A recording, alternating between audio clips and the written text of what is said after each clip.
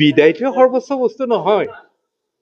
বিদায়টো সৰ্বোচ্চ বস্তু নহয়। বিদায় আহে যায়, প্ৰত্যেকে বিদায় ল'ব লাগিব, এদিন আহিব।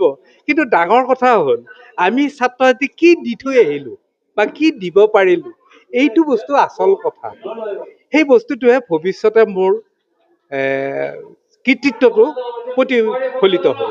গতিকে মই ভাবোঁ, মোৰ বোধেৰে ছাত্ৰ ছাত্ৰীসকল উপকৃত হৈছে নে নাই মোৰ দ্বাৰা, ছাত্ৰ ছাত্ৰীসকলৰ মাজত মই প্ৰিয় পাত্ৰ হ'ব পাৰিছিলোঁ নে নাই, মোৰ শিক্ষাখিনি শুদ্ধ আছিল নে ভুল আছিল, এইখিনি কথা যদি মই দি থৈ আহোঁতে যদি ভালদৰে দিব পাৰোঁ, তেতিয়া পিছৰ ৰিটায়াৰৰ পিছত মই যথেষ্ট আনন্দ উপভোগ কৰিব পাৰোঁ। আৰু মই পঢ়োৱা ছাত্ৰ ছাত্ৰী যদি ভৱিষ্যতে ডাঙৰ মানুহ হয়, মোক দেখি যদি কৃতজ্ঞতা প্ৰকাশ কৰে, তেতিয়াই বুজিম যে মোৰ শিক্ষা বা মোৰ কৰ্ম জীৱন যথেষ্ট ফলপ্ৰসূ হৈছে। এইখিনিকে মই ক'ম। সাংবাদিক বনিয়া মহোদয়ক মই ধন্যবাদ জ্ঞাপন কৰিছোঁ আৰু নমস্কাৰ জনাইছোঁ। মানে বিদায়টো দুই প্ৰকাৰে হয়, কেতিয়াবা মানে চিৰ বিদায় আৰু খন্তেকীয়া বিদায়। এতিয়া তেখেতে এইটো চিৰ বিদায় লোৱা নাই, খন্তেকীয়া বিদায়হে। গতিকে তেখেতে সদায় শিক্ষাৰ প্ৰতি ধাউতি আছিল আৰু মই মোৰ দৃষ্টিত, মোৰ দেখাত আমি একেলগে কাম কৰিছোঁ।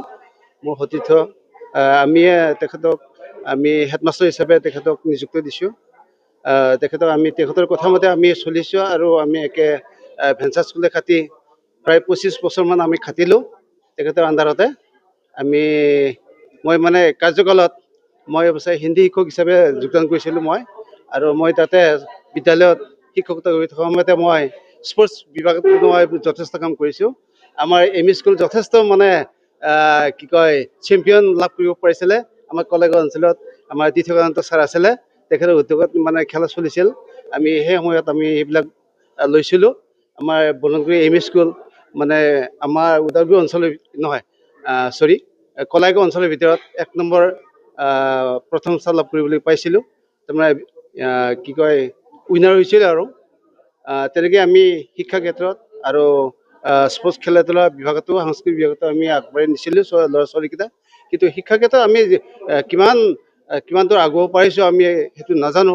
এতিয়া ছাত্ৰ ছাত্ৰীয়ে, অভিভাৱকবিলাকে জানে আৰু চবেই ভাল পায়, এনে মাত দিয়ে, চবে এতিয়াও মৰম কৰে, মোক আহিলে মাত দিয়ে ল'ৰা ছোৱালীবিলাকো। তেওঁলোকৰ ভৱিষ্যতে মই সদায় মানে উজ্জ্বল কামনা কৰোঁ। আৰু আমাৰ যিজন আজি অৱসৰ ল'লে তেখেতকো মই সুস্বাস্থ্য কামনা কৰিছোঁ, দীৰ্ঘায়ু কামনা কৰিছোঁ। তেখেত খুব ভাল আছিলে। তেখেত অথনি কোৱা নিচিনাই শিক্ষকতা খুব প্ৰিয় আছিলে তেখেতৰ। মই যেনেকৈ চলাইছিলোঁ, মই কিন্তু 2টা ছাবজেক্ট লৈ পেলাই গোটেই মানে 25 বছৰ খেদাইছিলোঁ। মই হিন্দী আৰু ইংৰাজী মই চলাইছিলোঁ। তেনেকৈ মই মানে 25 বছৰ পাৰ হোৱাৰ পিছত 2013 চনত আমি এই এম ই স্কুল আৰু এই হাইস্কুল একেলগে হৈছিলে, প্ৰবেশ হৈছিলে। তাৰপিছত মই 7 বছৰ যেনে তেনে কৰি পেলাই এতিয়া চৰকাৰৰ নীতি অনুযায়ী 60 ইয়াৰ্ছ হ'ল অভাৰ। তেতিয়া অৱসৰৰ কাৰণে নটিচ আহিল।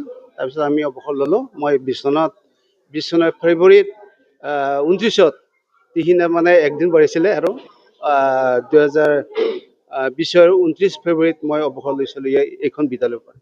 এনেকৈ আছোঁ আৰু। হয়, থেংক ইউ ছ' মাছ। অনুভৱ মানে আজি দিনটো বৰ শুভ দিন বুলি মই ভাবিছোঁ মোৰ জীৱনৰ।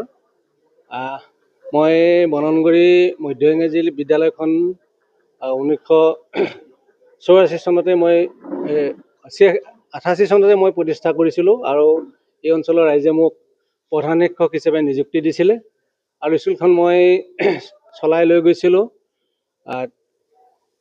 2013 চনত এই বিদ্যালয়খন প্ৰাদেশিকৃত হৈছিলে। ৰাইজৰ যথেষ্ট উৎসাহ উদ্দীপনা আছিলে, ৰাইজৰ আশীৰ্বাদ আছিলে আৰু ৰাইজৰ আশীৰ্বাদৰ কাৰণে স্কুলখন মই ৰাইজৰ সহযোগত চৰকাৰী কৰিবৰ কাৰণে, প্ৰাদেশিকৰণ কৰিবৰ কাৰণে মই সক্ষম হৈছিলোঁ। আৰু আমাৰ সেই সময়ত যথেষ্ট ল'ৰা ছোৱালীও আছিলে বিদ্যালয়খনত। আৰু বিদ্যালয়খনত বিভাগীয় কৰ্তৃপক্ষৰ ফালৰ পৰা কোনো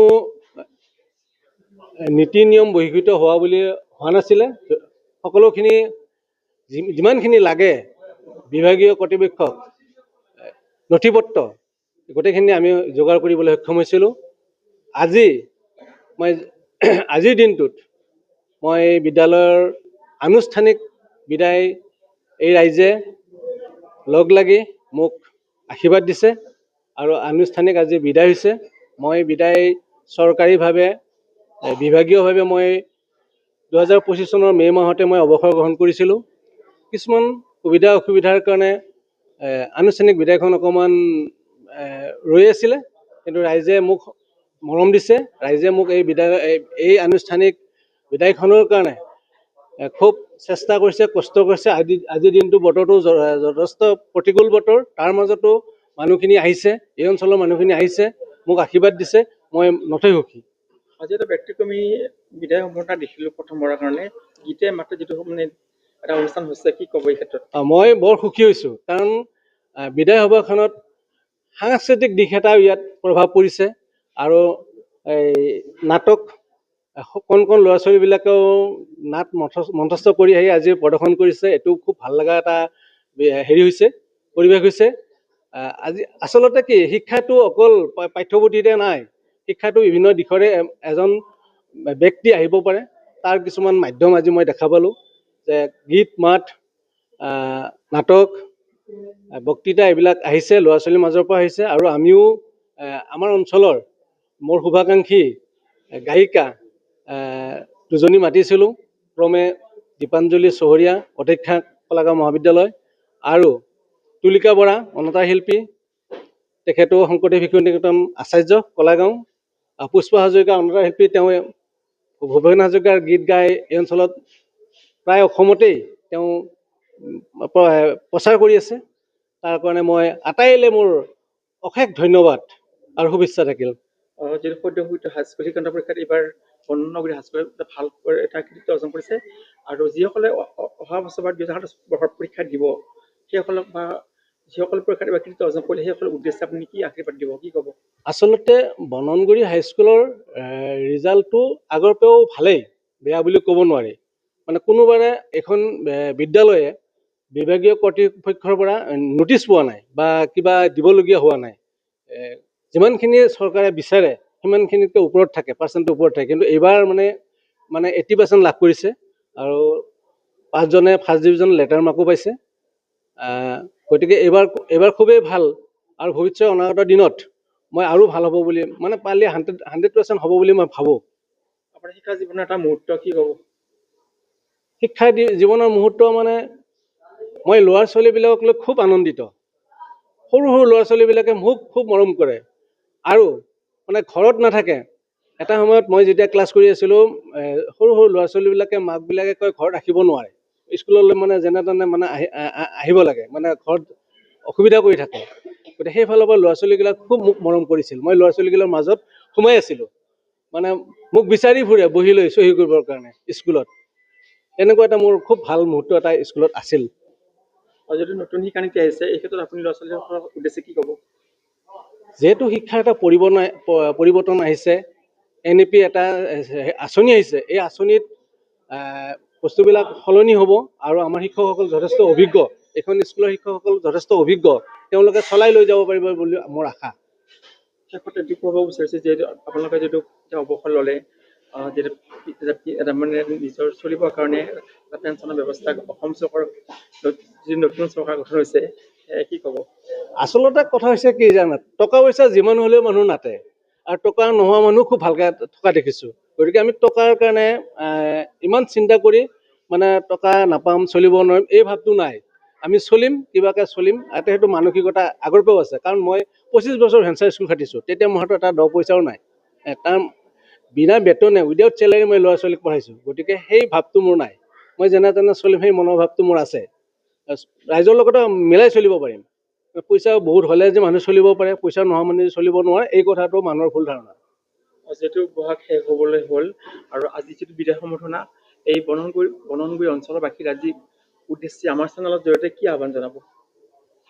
এই অঞ্চলৰ মানুহখিনি কৃষি প্ৰধান মানুহ, গতিকে মই ভাবোঁ কৃষিত উন্নতি হ'লে শিক্ষাত উন্নতি হ'ব। কাৰণ আজিকালি মানে কি, অলপ শিক্ষাত আৰ্থিক দিশ লাগে।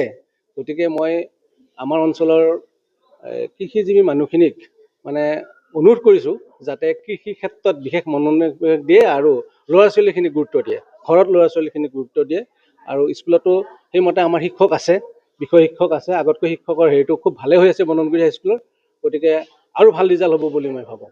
Thank you sir.